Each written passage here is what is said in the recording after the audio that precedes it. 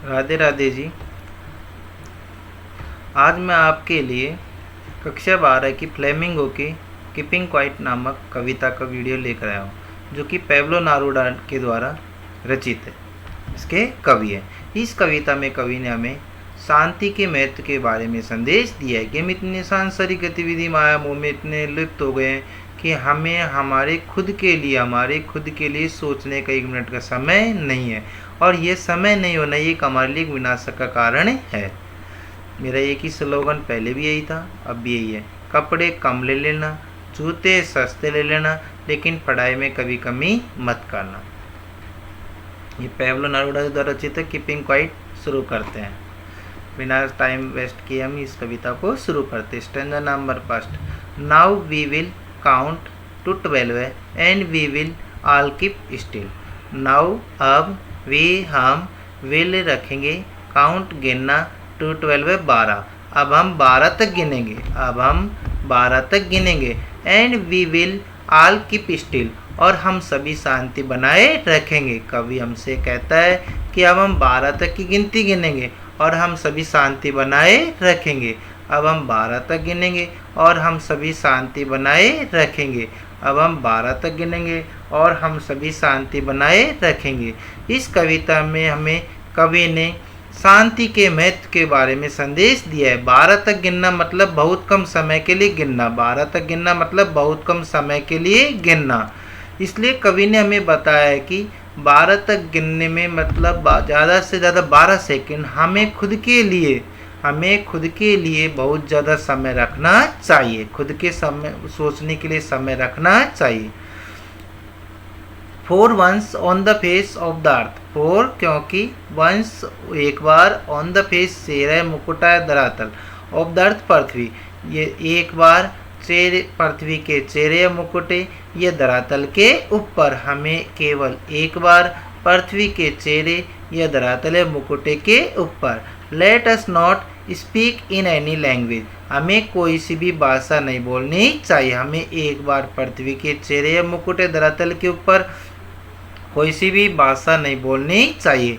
कवि ने कहा है कि अब हम 12 तक गिनेंगे और हम सभी शांति बनाए रखेंगे। हमें पृथ्वी के मुकुट या धरातल के ऊपर कोई सी भी एक बार भाषा नहीं बोलनी चाहिए। कुछ समय के लिए कोई सी भाषा नहीं बोलनी चाहिए, अर्थात हमें चुप रहना चाहिए। Let us stop for 1 second. हमें 1 सेकंड के लिए रुकना होगा और हमें 1 सेकंड के लिए रुक जाना होगा। हमें पृथ्वी के चेहरे मुकुट धरातल के ऊपर एक बार में कोई सी भाषा नहीं बोलनी चाहिए, और हमें इस बिना कोई काम किए 1 सेकंड के लिए रुक जाना होगा। मतलब हमें काम रहित होकर 1 सेकंड के लिए रुकना होगा, मात्र और मात्र सिवाय 1 सेकंड के लिए रुकना होगा।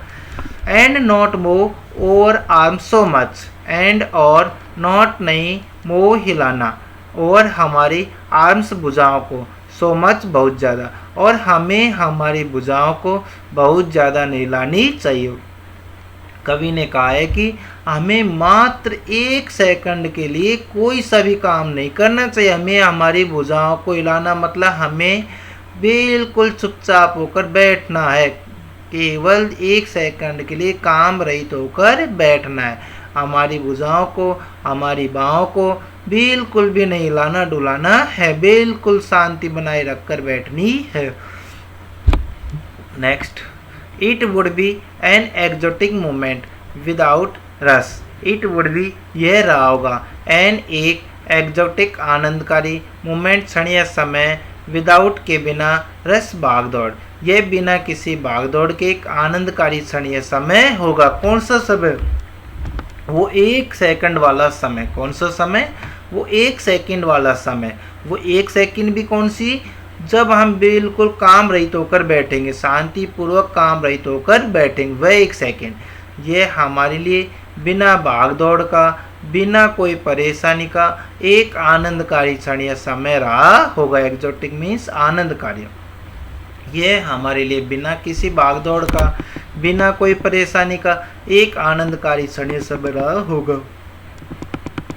विदाउट इंजन्स, बिना इंजन के, we would all be together in a sudden strangeness. हम सभी अचानक अजनबी हो जाएंगे।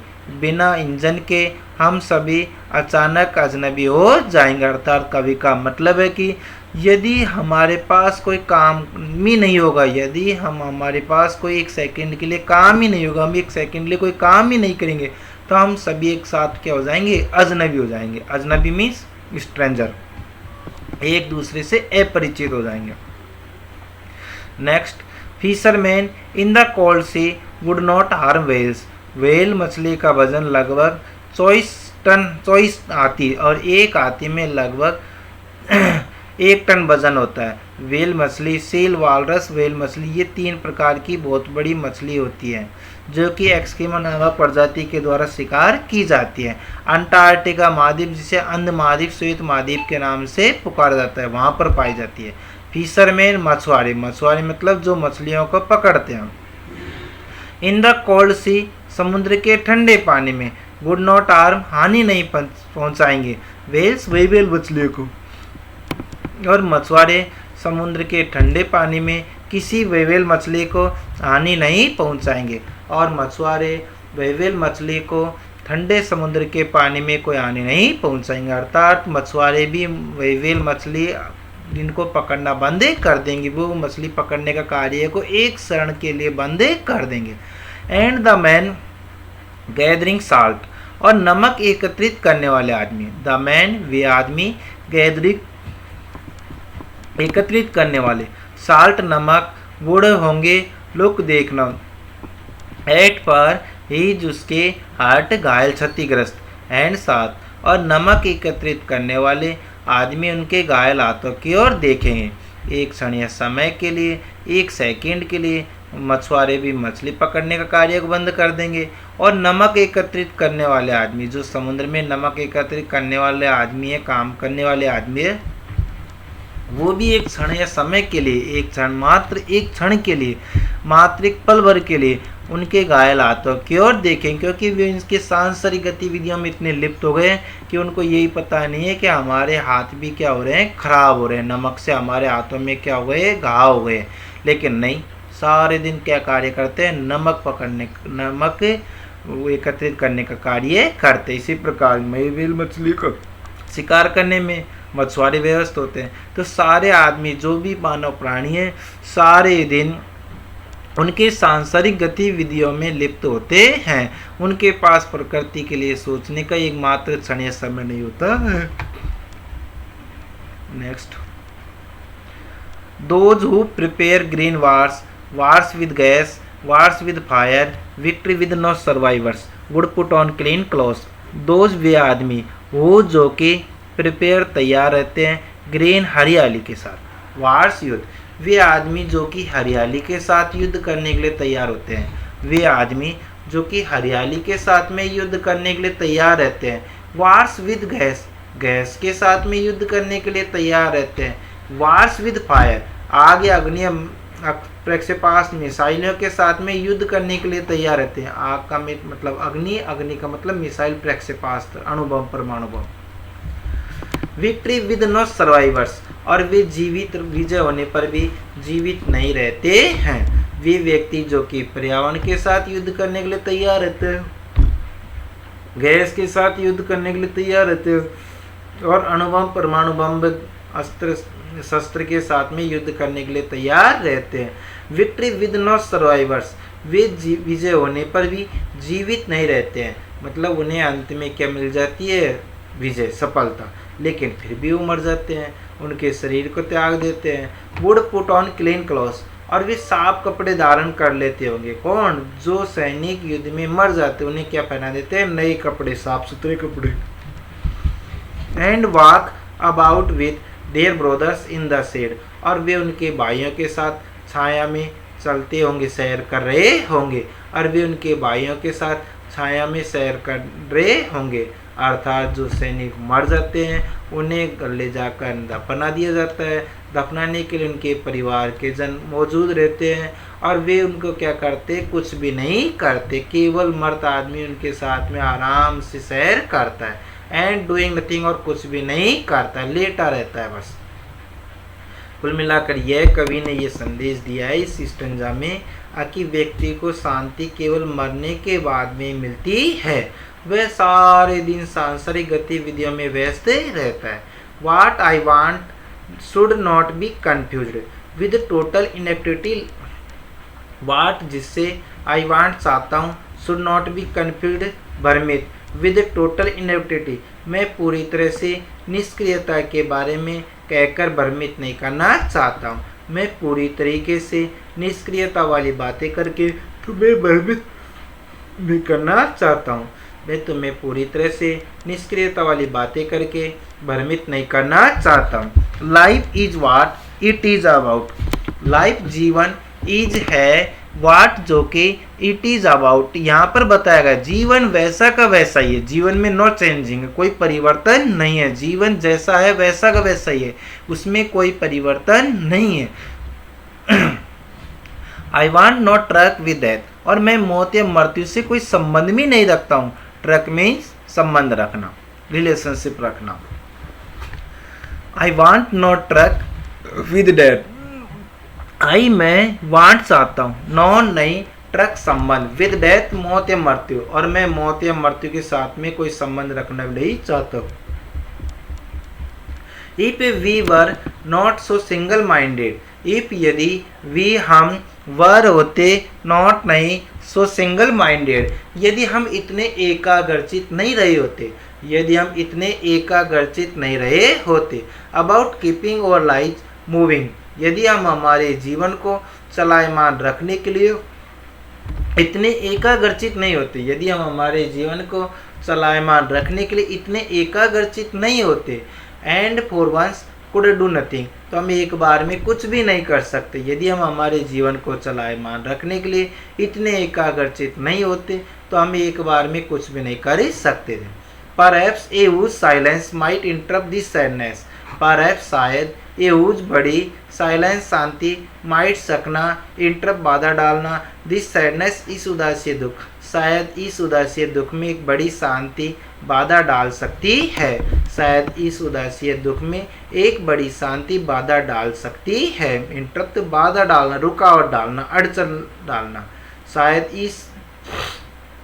शायद एक बड़ी शांति इस उदासी दुख में बाधा डाल सकती है। पैब्लो नेरुदा जी ने कहा है कि केवल इस जो उदासी है उसमें एक ही चीज़ है जो कि विघ्न पैदा कर सकती है, वह बड़ी शांति। ऑफ नेवर अंडरस्टैंडिंग और सेल्वेज, और हम खुद को कभी नहीं समझा सकेंगे, और हम खुद को कभी नहीं समझा सकेंगे। एंड ऑफ थ्रेटनिंग और सेल्वेज विद डेथ, और हम खुद को मौत या मृत्यु की धमकी देते रहेंगे, और हम खुद को मौत या मृत्यु की धमकी देने के साथ साथ भी खुद को कभी नहीं समझा सकेंगे। कवि ने कहा है कि इस उदासी दुख में केवल एक ही चीज़ है जो बाधा, रुकावट, अड़चन डाल सकती है, वो एक बड़ी शांति। और हम खुद को मौत या मृत्यु की धमकी भी देते रहेंगे और फिर भी कभी नहीं समझा सकेंगे। अपन सब जानते हैं जो आया है वो सो जाएगा, लेकिन फिर भी हम प्रकृति के बारे में, प्रकृति का आनंद लेने के लिए एक क्षण भर, पल भर का समय नहीं रखते। सारे दिन सांसारिक गतिविधि, माया मोह में लिप्त रहते हैं। Perhaps the earth can teach us when everything seems dead and later proves to be alive. Perhaps शायद the earth पृथ्वी can सकना, teaches सिखाना, शायद पृथ्वी हमें पढ़ा सकती है। When everything seems dead, जब प्रत्येक चीज़ मर्त से प्रतीत होती है। केवल एकमात्र एक चीज़ है जो कि हमें पढ़ा सकती है, हमें एक पाठ सवाल पढ़ सकती है, एक सबक सिखा सकती है। केवल एक पृथ्वी एकमात्र ऐसी है कवि के अनुसार जो कि हमें एक पाठ पढ़ा सकती है, सबक सिखा सकती है, एक मोरल दे सकती है। When everything seems dead, जब प्रत्येक चीज मर्त सी प्रतीत होती है। And later prove to be alive, और बाद में ये जीवित हो जाती है। लेटर बाद में, प्रूव सिद्ध होना, टू बी अलाइव जीवित, और बाद में ये जीवित होना सिद्ध हो सकती है। मेरे प्यारे रसगुल्ले, इस संसार में केवल एक पृथ्वी है जो कि तुम्हें सारी चीज़ें सिखा सकती है और बाद में ये जीवित हो जाती है। कैसे? ये आपका किताब का, कविता का तीसरा क्वेश्चन भी है, सॉरी चौथा, ये रहा। What symbol from nature does the poet invoke to say that there can be life under apparent stillness. इसमें कवि का मतलब है कि पृथ्वी जैसे गर्मी की ऋतु में पृथ्वी बिल्कुल शांत रहती है, सारी तरफ चारों ओर क्या होता है, सूखा ही सूखा होता है, और वर्षा की बूंद पड़ते ही चारों तरफ हरियाली हरियाली छा जाती है। इसलिए पृथ्वी भी मौके की तलाश में रहती है। पृथ्वी भी समय आने पर क्या है, उसका रुख, उसका खुद का वो दिखाना शुरू कर देती है। तो हमें केवल एकमात्र एक ऐसी संसार में एक ऐसी चीज़ है जो कि हमें पाठ या सबक सिखा सकती है। वो कौन है ऐसी सबक सिखाने वाली? पृथ्वी, जो कि हमेशा मौके की तलाश में रहती है। मौका मिलते ही ये खुद का रुख दिखाना शुरू कर देती है। Now I shall count up to 12 है। अब मैं 12 तक गिनूंगा। एंड यू कीप क्वाइट, और तुम्हें शांति बनाए रखना है। एंड आई विल गो, और मैं चला जाऊंगा।